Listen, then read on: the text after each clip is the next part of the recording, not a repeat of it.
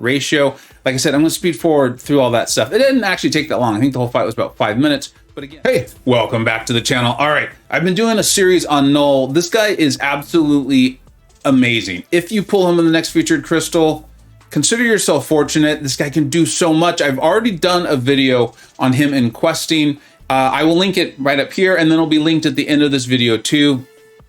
Highly recommend checking it out because it is a little bit different on how you play him in shorter content versus longer, and if he's awakened versus not. Now, I want to do a video on him in longer content. He is going to absolutely obliterate this Iron Man Infinity War, but I'm going to fast forward through all the long, boring parts. I know what that's like when it's a long form content. And you're like, yeah, I get it.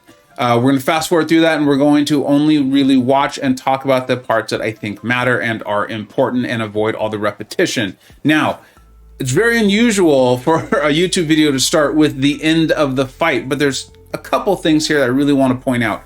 One is, look at the amount of bleed damage. That is right.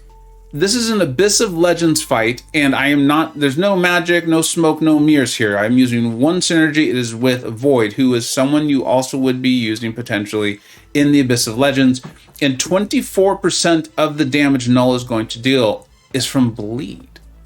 We're going to point that out. I'm going to explain that. And then also, I kind of wanted to do something fun and cool, like all the great movie producers, right? Scorsese, Coppola, the Wachowski sisters, and my favorite J-Nick War videos. All right, let's jump to it. All right, now we are at the beginning here. We've got, as I said, as I told you, we've got just this single synergy with Void, which is going to give Knull an energize when Iron Man Infinity War is corrupted.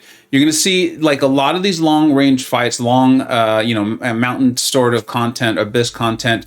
You want to land as many of your mediums or your heavies as possible because you're stacking the living Abyss debuff. Heavies are even better as far as like power to Abyss debuff ratio. Like I said, I'm going to speed forward through all that stuff. It didn't actually take that long. I think the whole fight was about 5 minutes. But again, I'm not interested in keeping you here longer than we need to.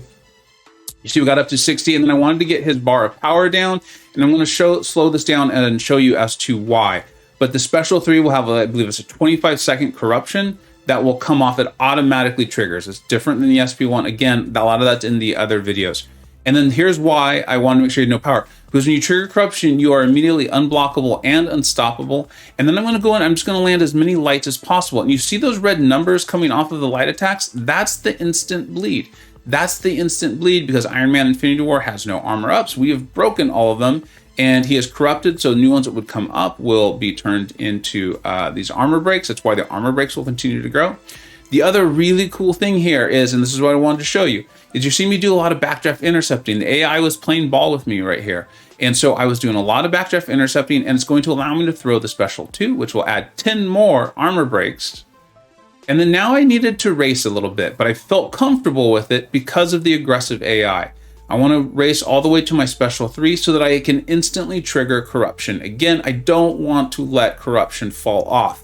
There's another tactic, and make sure you stick around for the end of the fight because you're going to see me reverse and start throwing my special once, but there's a reason for it.